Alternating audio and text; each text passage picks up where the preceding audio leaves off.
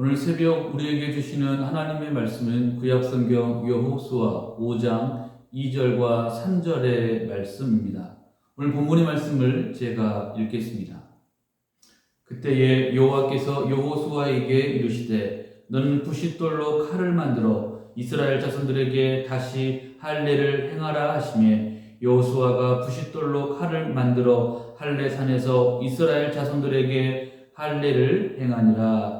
아멘. 오늘 우리가 묵상하는 여호수아 5장은 가나안 정보 전쟁을 준비하는 마무리 부분에 해당되는 말씀입니다. 가나안을 그렇게도 소망했던 이스라엘 백성들은 이제 본격적인 가나안 정복을 앞두고 최종 준비로서 하나님과의 바른 관계를 새롭게 맺어지게 됩니다. 그것은 바로 하나님의 말씀대로 할례를 행하는 것이었습니다. 창세기 17장의 말씀을 보면 하나님은 일찍이 아브라함과 언약을 맺고 그의 자손이 언약 백성이 되었음을 증거하는 표시로 할례를 받도록 명령하셨습니다. 그런데 이스라엘은 출애굽한 이후 광야에서 40년을 방황하는 동안 나름대로 사정도 있었고 하나님도 그것을 특별히 묻지 않으셨기 때문에 할례를 시행하지 않았습니다. 하지만 이제 상황이 바뀌었습니다.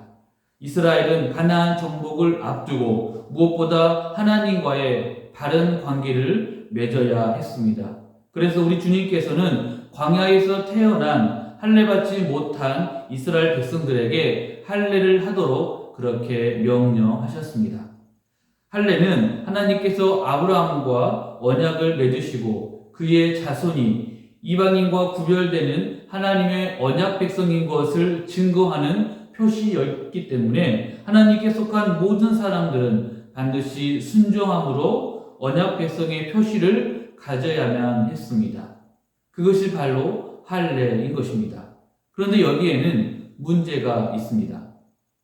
우리가 할례를 받고 나서는 한동안 고통 중에 있어야 합니다. 몸을 움직일 수가 없습니다.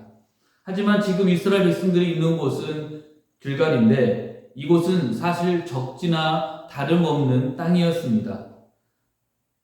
따라서 이곳에서 할례를 받는다는 것은 매우 위험한 일인 것이죠.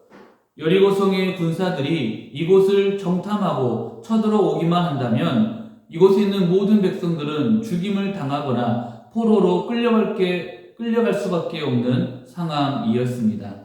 그렇다고 한다면 이러한 상황에서 이스라엘 백성들은 어떻게 반응해야 합니까? 오늘 본문 2절과 3절 말씀을 다시 한번 읽겠습니다. 그때 여호와께서 여호수아에게 이르시되 너는 부싯돌로 칼을 만들어 이스라엘 자손들에게 다시 할례를 행하라 하시매 여호수아가 부싯돌로 칼을 만들어 할례산에서 이스라엘 자손들에게 할례를 행하니라. 아멘. 여호수아와 이스라엘 백성들은 이렇게 어렵고 위험한 상황에서도 하나님의 말씀에 순종하여 부싯돌로 칼을 만들어 할례를 행하게 되었습니다. 이것은 바로 그들의 놀라운 믿음의 결단이었습니다. 하나님을 향한 절대적인 믿음과 신뢰 없이는 불가능한 일이었습니다. 그런데 여기에서 우리가 눈여겨 볼 만한 것이 있습니다. 이어지는 4절부터 7절까지의 말씀을 보면 여호수아와 이스라엘 백성들이 할례를 행한 이유가 기록되어 있습니다. 그것은 애굽에서 할례받은 이스라엘의 남자들은 여호와의 말씀을 청종치 아니하여 가나안 땅에 들어가지 못하고 모두 광야에서 죽었다는 것입니다.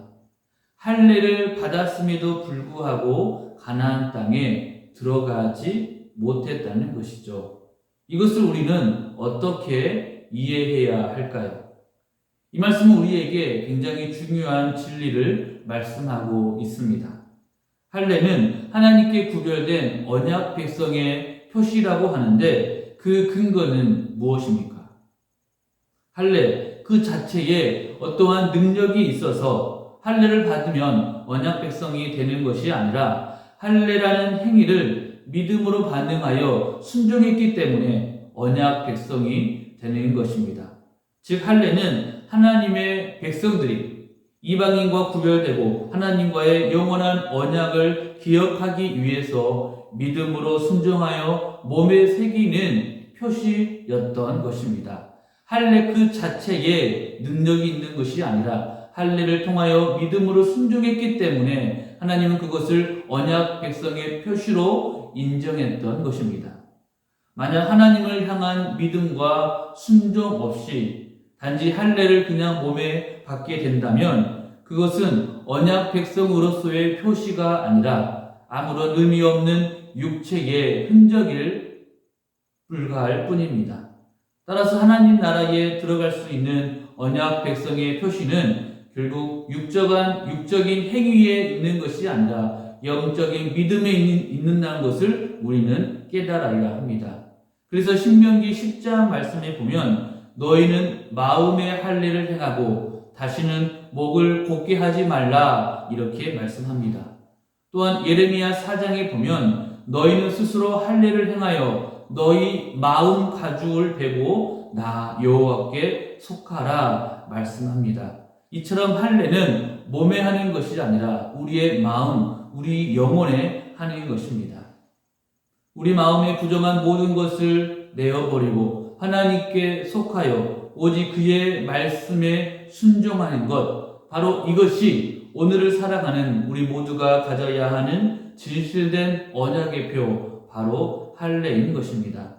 따라서 주님의 거룩한 백성된 우리 모두는 제약된 옛 생활을 벗어버리고 하나님 말씀에 순종하는 삶을 살아가면서 언약 백성의 표를 믿음으로 마음에 새길 뿐만 아니라 영원한 하나님의 나라를 소유하시기 바랍니다. 오늘 본문에서는 하나님께서 약속하신 천국을 향하여 나아가야 하는 모든 주의 백성들에게 하나님의 언약 백성으로서의 표시가 요구된다고 말씀하고 있습니다. 그것은 하나님의 백성으로서 하나님의 나라에 들어가는 우리에게 반드시 세상 사람들과 구별되는 언약 백성으로서의 표시가 있어야 한다는 것입니다.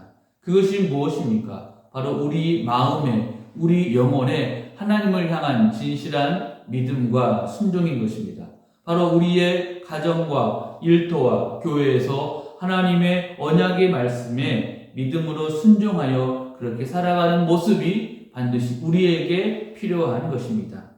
그곳이 어디이든지 어떠한 상황 속에 있든지 끝까지 믿음을 붙잡고 하나님의 언약 백성으로 승리하는 우리 모두가 되시기를 소원합니다. 그래서 주님께서 다시 오시는 그날 잘하였도다 착하고 충성된 종이라고 일컬음을 받는 우리 모두가 되시기를 주님의 이름으로 축원합니다. 기도하겠습니다. 하나님 아버지 감사합니다. 오늘 새벽에도 우리에게 주님의 귀한 말씀으로 은혜 주시니 감사합니다. 우리가 이 땅에 사는 날 동안에 하나님의 말씀을 붙잡고 늘 순종하며 그 뜻대로 살아갈 수 있는 우리 모두가 되게 하여 주옵소서. 이스라엘 백성이 가나안 정복을 앞두고 어렵고 힘든 순간에서도 믿음으로 순종하여 길갈에서 할례를 행한 것과 같이 이제 우리도 그들처럼 하나님께 믿음으로 반응하는 우리가 되게 하여 주옵소서. 순종하는 우리의 모습을 통해서 하나님의 영광과 능력이 나타나게 하여 주시고 이제 그러한 우리를 통하여 우리의 가정과 일터와 교회가 변화되게 하여 주옵소서. 우리를 사용하여 주옵소서. 다시 오실 우리 구주 예수 그리스도 이름으로 기도합니다. 아멘.